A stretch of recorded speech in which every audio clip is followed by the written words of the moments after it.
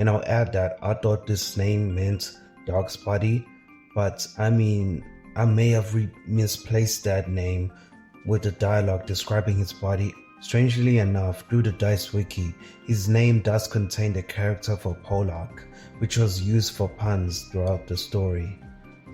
Dante is a classic bread shuttle who is basically a victim of bullying used for errands, and his perfect one-to-one stats on every category makes him perfect for that role. He basically has no friends, though Yoonjun, his crush, is the closest thing to a friend. Though sooner in the story, Byung-chul is introduced as a friend, though their friendship was forged through circumstance than actual interest that forms a bond of care, as that bond they formed based on trauma and survival that allows Dante to make a radical decision to share his dice with him. I may recontextualize it as the friendship is formed by trauma and survival, but it's a genuine care between them as seen on the message of the comic strip. This exchange between Byung-chul and Dante reveals a genuine friendship formed that protects each other when possible but never truly form a brotherhood. That exchange pretty much reveals that Dante is a pretty good guy when compared to the one who started it all, Tabin. Tabin is a perfectly social male character who arrives at the school, becoming Dante's deskmate and also begins dating Dante's crush. The series of events causes Dante to finally approach Tabin and confronts him. The confrontation was clearly a chance for Tabin to convince Dante to take a dice, but decides against it at the moment, not only to the interruption of Yoonjun, but also later the events that reveal who Tabin really is. The exchange between Tabin and Dante feels less emotional and lacks sympathy compared to Byung-chul, as we see Tabin test Dante's desire alongside his will. This exchange is similar to Tabin's first time. Dante finally gets the dice by simply following Tabin. He was able to steal a dice due to Tabin being distracted and got away. Tabin, strangely enough, fights to get it back from him, and I believe that I know why. Tabin was trying to recreate the A-Ranker battle just like how Moyong did so, but he clearly wanted to do more carefully. That can explain the early exchange.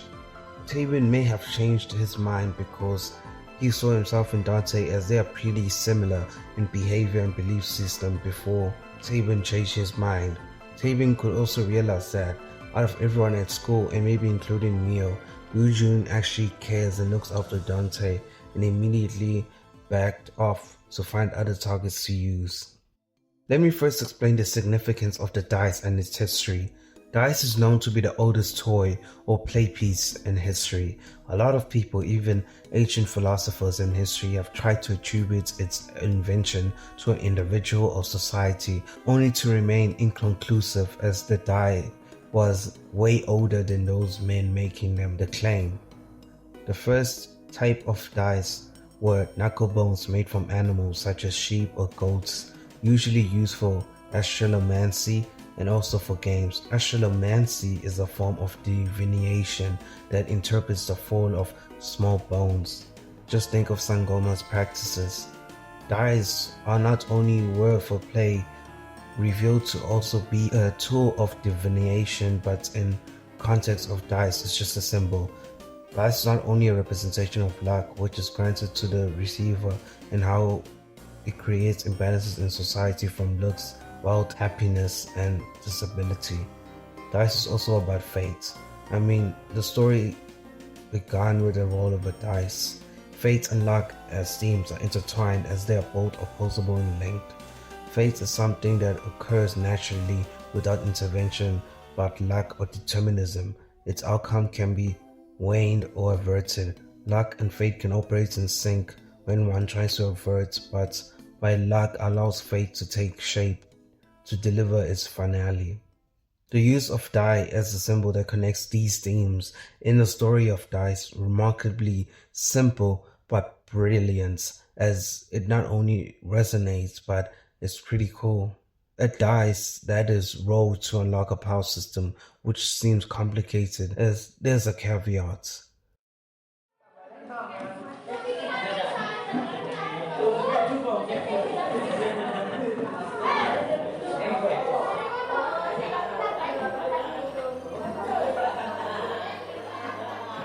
With the little dice he has gotten, Dante returns to class a little taller and slightly more attractive, which gains the class's attention. So how did Dante get dice? It's simple, he just did a few challenges.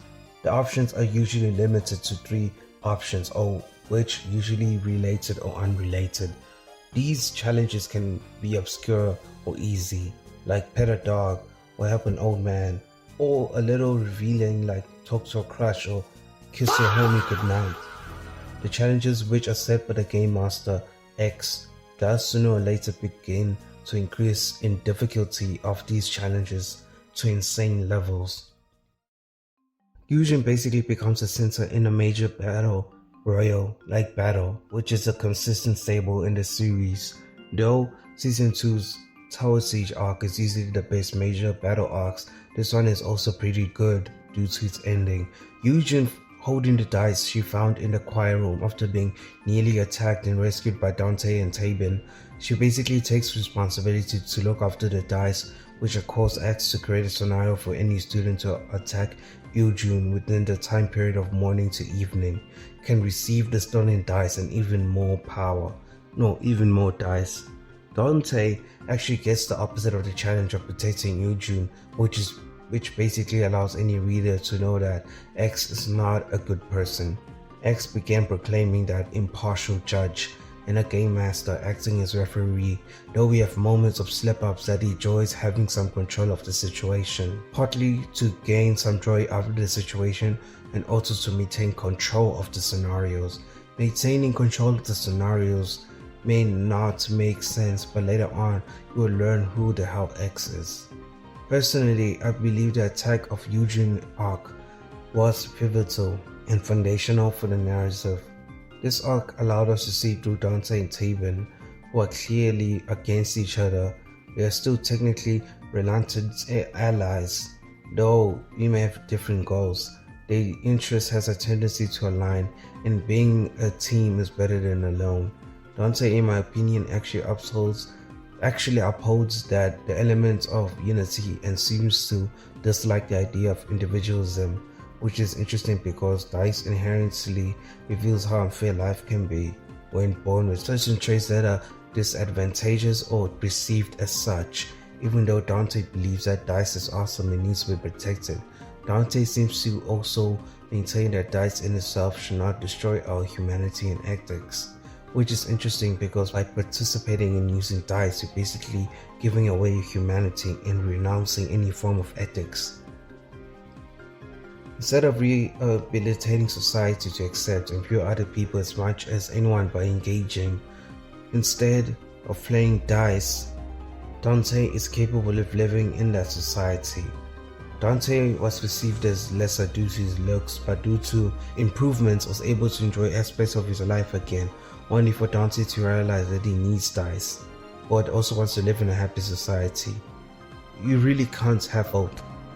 I feel like the author does an amazing job showing how in society you want to be attractive, smart or wealthy, but never consider the methodology or the effects it still has. In a good society, no one should be at the top or bottom. Eugene is finally allowed to speak to X. She basically develops her own argument to why dice is bad. Eugene and Dante are similar but differ on her view on dice. She hates dice and Dante needs dice. Similar arguments but taken from a different side, with mostly Eugene on one side. We need to discuss how much the fans hated Eugene and how I kind of hate Eugene. Eugene is basically your attractive girl, not only benefiting from pretty privilege, but she's also from a wealthy family. A double whammy that makes her unlikable on the surface but clearly envied classmates, while Tabin was the only one who just saw her as she was. I can sympathize with Eugene, feeling of loneliness, as though surrounded by everyone she is technically still alone, but it is difficult to take her side against dice.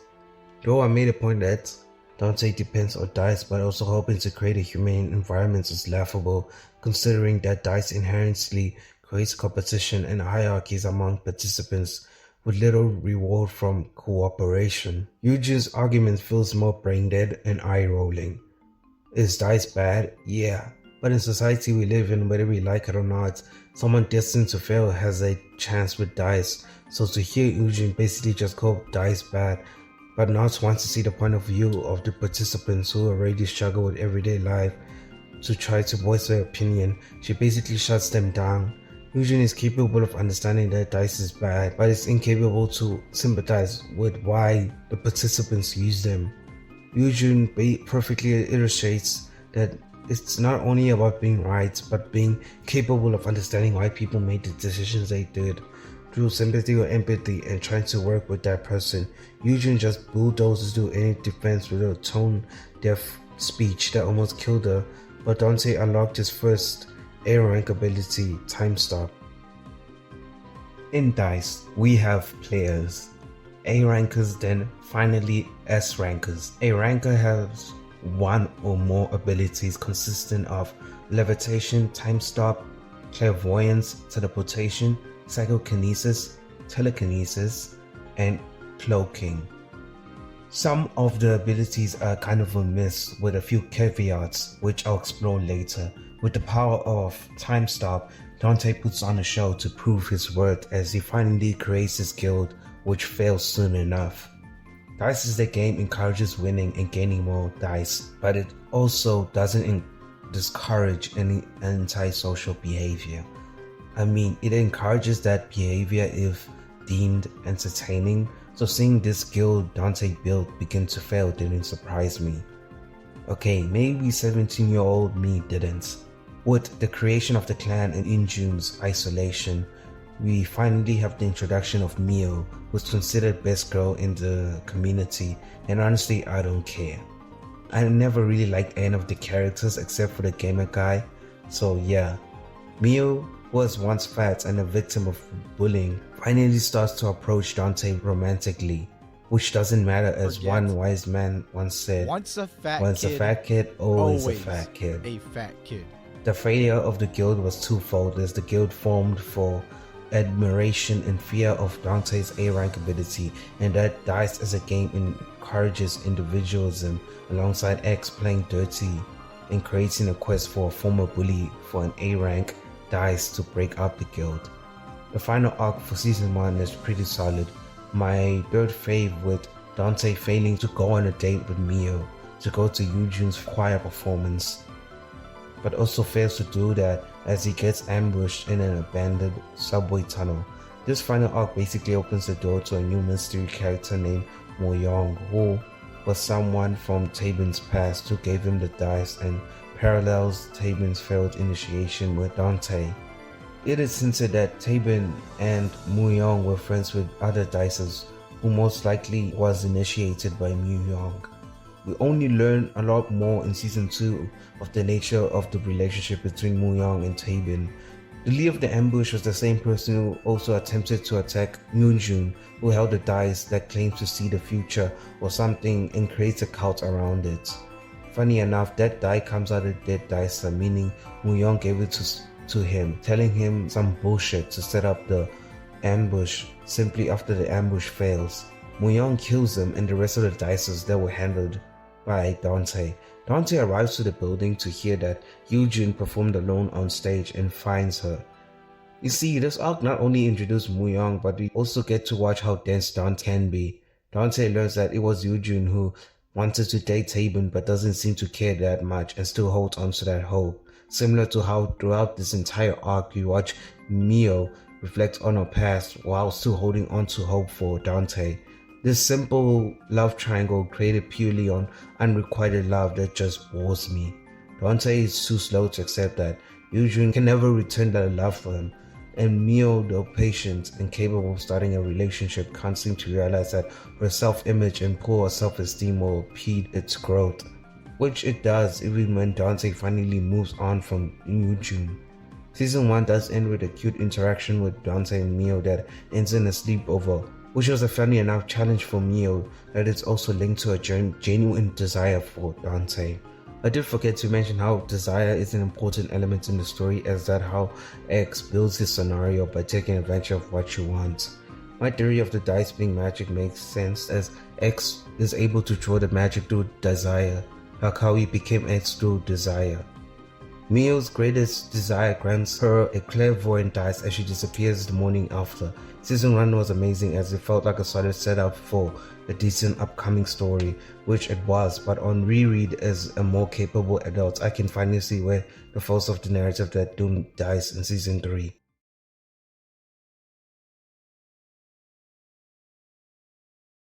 Season 2 begins with the speculation of Muyang's identity, which has remained a huge mystery but is shattered by the return of Tabian that sparks a fight. You finally learn that the battle mode has been activated that allows dices to harm other dices, not only for dice but also for A-rank dice. It mostly consists of A-rankers, but dices can also participate. Alongside battle mode, we have a shop that allows dices to exchange their dice for items. That we also have strengthened mode that used solely by A-rankers that allows them to deepen their powers, which reveals a skill tree.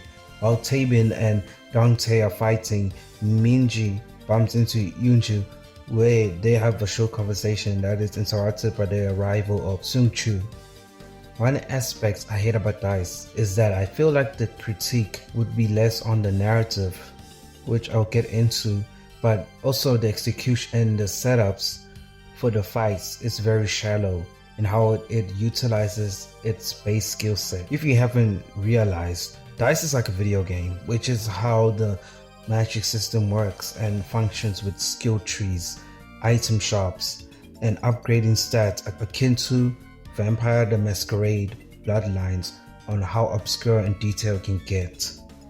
The problem is, we never really see unique ways that characters take advantage of their base abilities.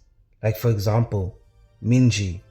Minji actually carries bottles of corrosive liquids that she most likely created to use as an attack, which would allow her to get in close with her camouflage ability, which is our A-rank ability that was revealed. She does also use a knife to attack with, which could explain the corrosive bottle that she uses, as she can also double up the attack with the corrosive attack with the bottle, then she gets in with the knife to get the kill.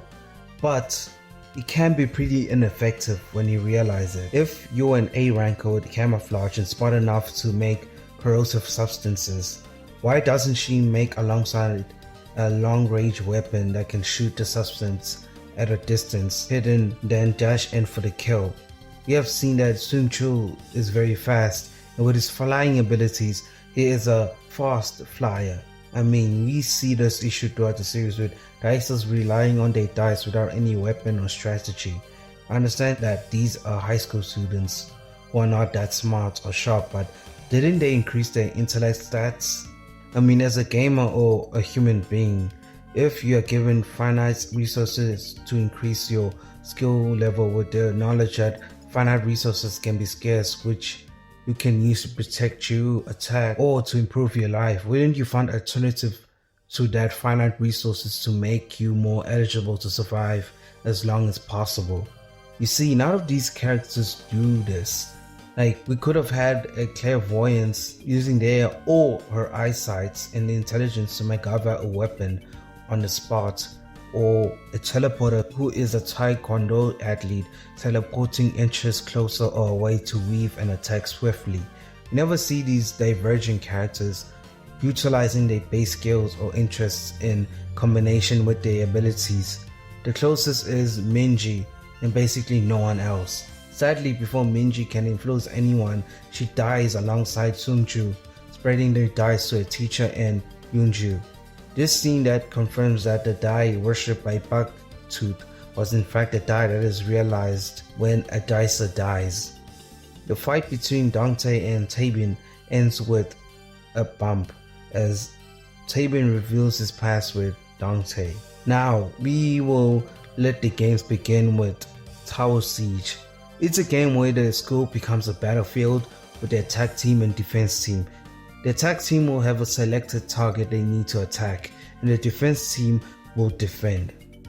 The attack team wins, their points increase, vice versa, with caveats such as if the attack team destroys a school property, they get extra dice.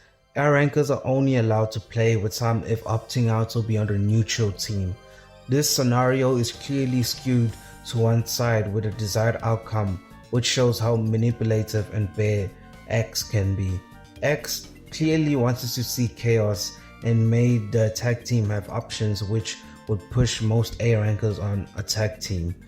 X also adds a betting side game for each dicer to bet each 4 rounds on who will win, which clearly makes the dicers not only bet on the attack team but also interrupt to help them. Before the events, we see that X is speaking directly with Unju to convince her to play the game, which she refuses. I mean, there's not much happening here, but X just saying she has the highest potential to win. We can't necessarily trust his words, as X can manipulate when and how the challenges appear and is tackled.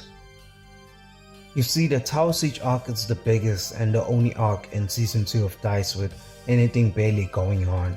Season 2 feels like an extension of Season 1, where further establishes the background with Taevin's past with Muyong, as he was not only a friend but an unrequited love that betrayed him with the appearance of a guy in a hood believing to be Muyong attacking the school, to be revealed as a girl who had a crush on Muyong before she watched him kill his friends and tried to kill her alongside Taebin. You see, Taebin survived but left one piece of crucial information that Dawn reveals that Muyong is actually inside Taebin, as he actually returned almost right after Muyong lost and allowed him to possess Taebin. There's a reason I call DICE magic, and it's pretty much moments like these where you ask yourself, where in the fucking rulebook that allows players to smurf in the game? This arc is pretty much fun with a lot of action and with a few aura moments like Dante defending his former school bully in the toilet, which was cool. The horrible but well executed moments watching the substitute teacher turn dicer with levitation and who tricked his co-worker to walk off the ledge and fall.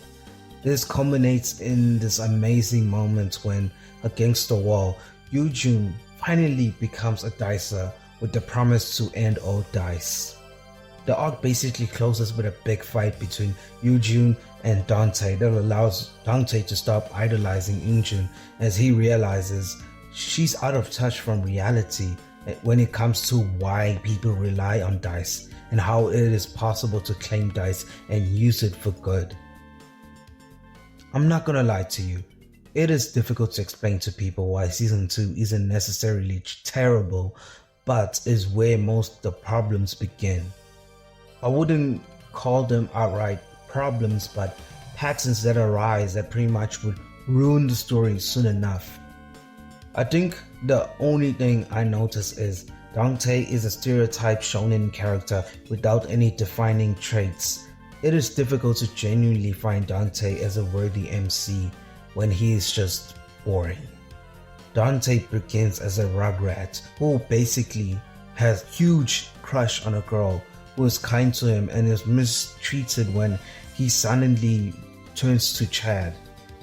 Even when he becomes the Chad, the girl still rejects him for the first Chad, which leaves him sad. We see through the fight with Taebin and the attack on Yujun that he doesn't care about engaging in terrible activities like attacking other dicers. We can say he is a Chad with looks, personality and morality to match. The fights with Yujun and Dante after she becomes a dicer, where Dante finally sees Yujun is imperfect and allows himself to date Miyu, creating the best finale for the series in Season 2. This should be good, as that progression is what is usually expected of main characters with some setbacks. That's where we need to zoom and notice that the setbacks that Dante experiences are all external and lacks any internal challenges or reflection. Every character has internal and external challenges that can make a decent story to a really great story, which is the intersection of the seen and unseen, the spiritual and the physical, earth and the actual realm, emotions and well faces. A character that can run a 100-meter dash with ease can have huge confidence issues that are mostly an internal construct that can be influenced by external events. Dante lacks any true internal challenges like philosophy, emotions, or trauma. Dante begins as a coward who becomes a literal Chad, but also strangely loses his cowardice, which is absurd as that can be the foundation for the story. No matter how different Dante is, internally he's still the same. So you can see moments of bravery tainted with trauma and his natural cowardice he has to challenge what Eugene inspiring him. Instead, Dante just naturally doesn't have cowardice or any form of blockade, and some of you may say that Dante does suffer trauma when he was bullied. I do agree. Dante does have trauma from being bullied, which is mostly handled in season 3, especially after every moment we see him face his bullies and show signs that he's basically unaffected. I'm not saying characters cannot rescind into old patterns of thinking or traumatic responses, but we never see Dante truly struggle early in the story, especially in the abandoned subway where he basically handles his classmate either bullied or watch him get bullied with ease, but somehow collapses into a puddle of water when faced by them again. Arthur struggles to maintain Dante's progression as a character, as he began as a bullied teen who was a coward and quickly grew confident, but loses his confidence later in the story without any solid pushback than his loss of Eugene's angel-like perception. Dante is pretty much a shallow character so far, with convictions of protecting Dice that is seemingly selfless or selfish. Dante could protect the Dice as it sees its potential to help others like himself, or Dice helps him as he doesn't want to be his old self. The two reasons remain murky as Dante is presented as a hero, with the first reason becoming prominent. Dante is a main character who's seen and treated like a hero, with him barely going on, we could say, a journey that justifies his status as a hero. Dante just wanted to be like any teenager and had a deep desire of Eugene in the beginning, so taking heroic roles with any additional obstacles felt forced. As a writer, you create heroes through time and obstacles that affect the characters externally and internally, but Dante goes through so much external blockade with the lack of internal friction that creates a shallow personification of him that the author passes as enough. Another thing which will become common is that there's a lot happening but nothing sticking. Since season 1, currently as we speak on season 2, a lot of awesome things happen with new characters and old characters dying, revelations and epic battles. After a lot of that, nothing really changes, which is something interesting and noticeable. One of the main problems is we never see the cast develop further, as we feel like characters are just wavering on the same problems and issues with barely any development. Currently, it may not seem that way until we get to season 3, especially with a cast of recurring characters that is quite small. We had a decent selection of characters that are either killed off or just MIA. There's nothing wrong of killing characters off, but if you kill too many too fast with a small cast, you basically limiting the amount of interactions in the future. So why don't we make new characters? That is a solid solution, with caveats that bring new characters that it requires to integrate them into the story, which can be difficult, especially in the middle of a huge arc. We got the introduction of the college dropouts in the middle of the tower siege with limited information and experience watching him interact. It worked as he was just a minor character, but introducing a recurring character with some narrative weight would be a risk, which why those characters are introduced earlier in the narrative then grow slowly, so when it is their turn to become a main fixture, it is an easy adjustment for the story and audience. The new season begins with a similar vision of a boy finding the dice, but with an extension to the story revealing the boy living in a rundown area that's probably near a building site or a dump site. A little girl finds him drawing with a chalk on the ground of an early rendition of the current dice system. The little girl tells him she's leaving and gives him her doll. Later, the boy escapes the grasp of his father in a clearly routine abusive attack in his drunk stupor and discovers the Felon dice that he uses to bring the current dice game to life. Yes, X is a little boy from poverty that created a cruel, never-ending game of dice. This reveal does give us something to chew on, as it basically lets us realize that X's actions all pretty much make sense. A child is capable of cruelty, especially born in an environment that does not allow him or her to develop their emotions and ability to view others as equals. X probably sees play as a form of connection to others, as it can break barriers down to connect to others, as X's challenges are very social in nature and seem to encourage engagement with others. This is a good thing, as a person with a understanding of psychology, especially child psychology. I do understand that play or games are essential tools not only for educational purposes but can help speedily develop other faculties like good physical health, mental health, and sympathy. X seems to not have fully developed that social empathy or sympathy component, which is definitely due to his trauma and abuse, but uses play as a form of distraction and to perform psychopathic acts. I'm not saying that X is a sociopath, but children from bad environments can exhibit behaviors associated with a psychosis or psychopathy.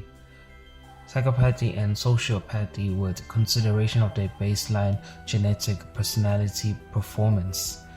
X is a solid villain who does have a potential to become an antagonist when you consider that the doll given to him was seen animated and speaking in implementation area, who basically tells us this zone is like X's garage where he throws things he doesn't need, like his memories, which would indicate that X may have a redemption arc soon.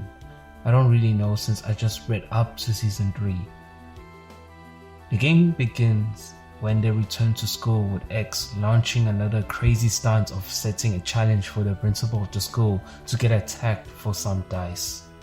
It turns to a mob that ends with Dante striking a deal that if he gets a team of dices with each ability, then they should be able to challenge X, and he accepts. You're wondering why they were standing outside before the principal is because the school was damaged from the last challenge. Therefore, the students are divvied up into groups and sent to each school in the area. Dante, alongside his girlfriend Mio, goes to some private school and some basic, Korean manhwa antics ensue with some aura farming on Dante's side. I mean, I will give the author credits that he doesn't push aura farming to the limits most authors would most likely do compared to Luxem. It mostly feels relatable enough that you probably experienced or seen someone else experience. We basically discover our first reluctant entry to our group, Suksun, the mid, and the cancer girl. As you can tell, I don't really like these characters for some decent reasons. Suksun is a time user who was basically doing challenges that's strangely disturbing, like an old man being pushed down the stairs or committing arson. I wasn't joking about X's sociopathic behavior he exhibits, especially towards bystanders. Suksun uses most of his dice to heal his girlfriend with an HP that continuously depletes. Before I get to Suksun and the rest of this trash arc that nearly killed the webcomic, but definitely my interest in this shallow waste of nothing, I want to discuss X's dislike of adults. Before I get to Suxun and the rest of the trash arc that nearly killed the webcomic, but definitely my interest in the manhwa, I want to discuss X's dislike of adults and how he actually doesn't totally dislike them. Most dices are young, going from high schoolers to college age, but it does make an exception for the young student teacher. He mostly discovered that the student teacher wasn't like the others, and my theory is that it's due to his lack of strange reaction to the dice and taking genuine interest in the dice. In the adult world, game and play are childish things, so most adults would never fully engage with, or it explains X's selection process. But let's dig deeper. We notice that Dawn actually lived her life quietly away from X's prying eyes, which is mostly due to this interest, as X is not a child, but as shown when not interested in someone or something, he'll try to get rid of it or just ignore it. So it is possible that in the world of dice, for most dices to exist under X's nose. I would say, with a caveat, you probably can't re-enter the competition and play the game, as X is a sociopath who would eventually cause you dead. It begs the question, why haven't we seen or noticed any dicer just leaving the game, especially when you have reached A rank? If you ask me, it would be difficult, as X gives out as many challenges, as much as interesting the individual he deals with. So I would probably try and trick X. How? Pretty simple, he's always watching. So just treat the dice like Big Brother's house and put up a performance so he gives you as many challenges, and the moment to reach A rank, just act lame as possible so he could ignore you. There are a few problems where if your performance is so good that he likes you so much that when you change your behavior, he probably just tries to inspire you with a few more insane challenges.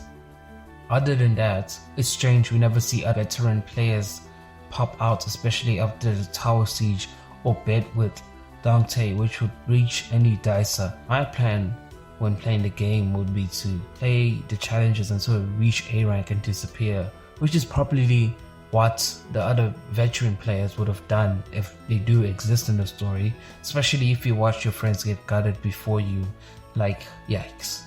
So in the implementation stage, we watch Dante experience grief and his past self.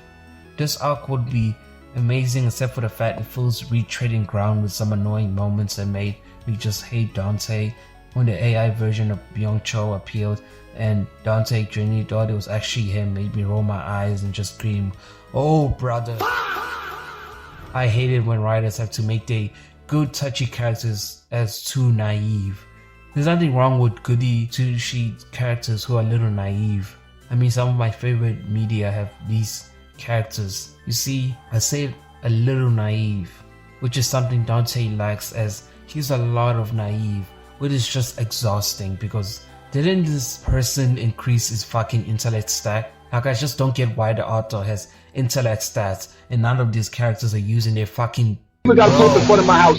Pull up in front. The next issue is something I touched on, Dante's lack of internal battles that culminates with AI bullies attacking him with an audience watching him. He realizes that the audience must be attacked to harm the bullies, because the true pain of being bullied comes from people's lack of intervention.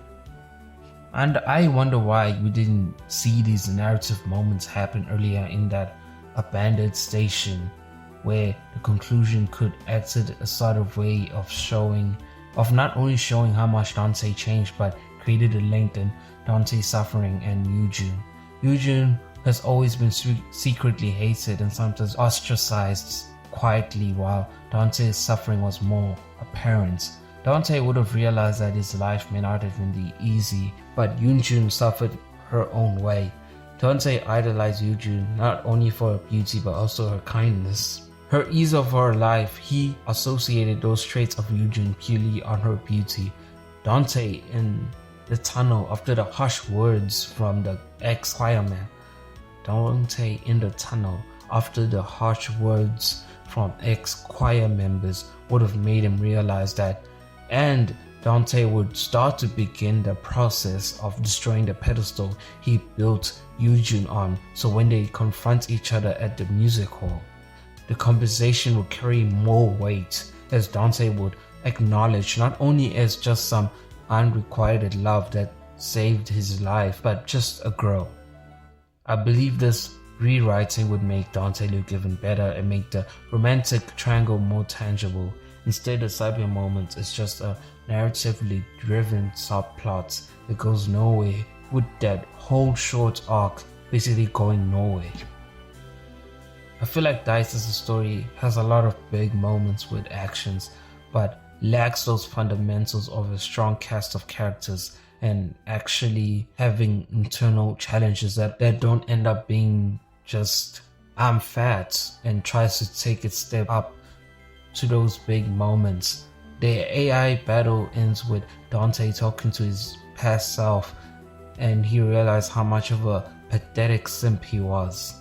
I love this moment as he actually does see some contrast between old Dante and current Dante through the small talk. While that moment occurred, Suxun basically is being attacked by Dawn to get his time dice for Eugene, who struck a deal with her that she would end Dice. This hospital scene was amazing as we can see Suxun push himself to protect the cancer girl only to receive assistance from Mio, then later is met with Dante as Suxun has the time cutter dice. Officially immediately after the hospital arc, a new battle resumes with Eugene fighting Suxun, who wants to take all the dice as X has been manipulating him throughout the outage in the hospital, but with Dante's intervention and Cancer Girl. The Cancer Girl receives friendly fire from his boyfriend and dies in his arms, promising to fight alongside Dante. Before moving on, we need to discuss Dante's new secret weapon, which is 3 dice that allows him to access 3 abilities. One is time rewind and time skip, but the last ability is never mentioned, with the third ability mentioned after the upgrade of the dice, which is time distortion. I need to discuss Mio and Eugene. Mio is known to the fans as the best girl and well liked, as they see her as a blessing for Dante, who is just some useless scum. Let me burst your bubble, Mio lovers. Mio is just as boring as Eugene, or even worse. Mio is a fat chick who lost her weight through dice actually, and struggles with her self-image from season 1 to season 3 while obsessing over Dante. That's basically it. Nothing else is interesting about her. She's a typical shonen female character that basically a bump for the entire viewing experience. I would add that I haven't read season 4 yet, as that would be its own video, but currently I don't understand why people love Mio that much. She's so boring, as she keeps whining about how fat she was, which I understand that she struggles with body dysmorphia, but it never goes past the fact that she is fat and never digs deeper into it. If not that, she's just chasing Dante around like a puppy without any other interest. Mio is so freaking boring and just exists in the story as much as Eugene. Shit, all the characters in the story are either really boring or just lack development. Season 3 is boring since we never really see any of the pre-established characters other than Dante, Eugene, Mio, and Dawn. The rest are just new background characters for overwhelming moments, with the 2 new characters, Suxun and Cancer Girl, jobbing out to Dante for a mid-tier end to a nothing season. Bro, she gets cancer, dies, he struggles with his girlfriend's condition, guilt in participating in the dice games, and dies for nothing. Why didn't they use any of the characters from season 1 or season 2? It's simple, they're all dead or benched for Suxun and Cancer Girl for some whatever obscure reason. I mean, I can cry way more and critique further, but I think I'll just take a little break. I can definitely claim that Dice is basically a critique of capitalism and privileges certain groups of people, like being attractive can abuse that power. The chase after the dice is as useless because another handler will most likely continue to abuse its power. Even a user doesn't abuse its power, though will still be under threat for those who want to abuse it. This story clearly mirrors Korean society and in general Western society obsession with status and looks. The exploration of that theme is pretty surface level and character focused, which harms the narrative as the characters are barely interesting or well written enough to engage thoroughly with the theme. A story can have themes, but the narrative needs to engage sufficiently enough with them to develop its story. The luck and fate dynamic is challenging enough, as we consider does the dice reveal the character's true character or changes them. When Dante gets his dice, we can assume that the dice changed him, but we can also say it revealed his true potential was hidden due to his bullying and treatment that was informed by the looksism of society. Looksism is a bias formed on how someone looks, which are determined by luck or nature, which is chance. If nature made someone a certain way and subjected them to treatment that made them to someone else, they shouldn't be to someone else. Does luck or chance reveal how unfair life is? Dice does assume that life is unfair with its opening prologue and further summation through its characters. That's why we see it's righteous that Dante fights for the dice to liberate Dices and allow everyone its resources, but Dice doesn't allow it. Dice power is finite due to excess association to allow more S-rankers and the limits seen through Season 3 battle. Dice can be shared but wouldn't have the same effect, so I don't know how the writer could write themselves out of that corner unless it just ignores the discrepancies and just embeds some Deus Ex Machina. If I would determine the ending, I would say that Arthur would have Dante save X and allow the die to break as Mio and him walk into the sunset. The ending is pretty mid, but decent execution can be good, so I might need to read Season 4. I personally find it strange when someone says, why did Dice lose popularity, or why don't you talk about Dice anymore? It's simple. It's a boring story where nothing really truly happens, with the author just writing these big fantastic moments and neglects its essential elements that are foundation for any good story. I'm going to read Season 4. Soon as rereading the comic is so tiresome and boring that Season 3 took the wind out of me as I struggled to keep reading because I felt like the paint drying on the wall seemed so much more interesting. Other than that, I say enjoy life and I'll see you around.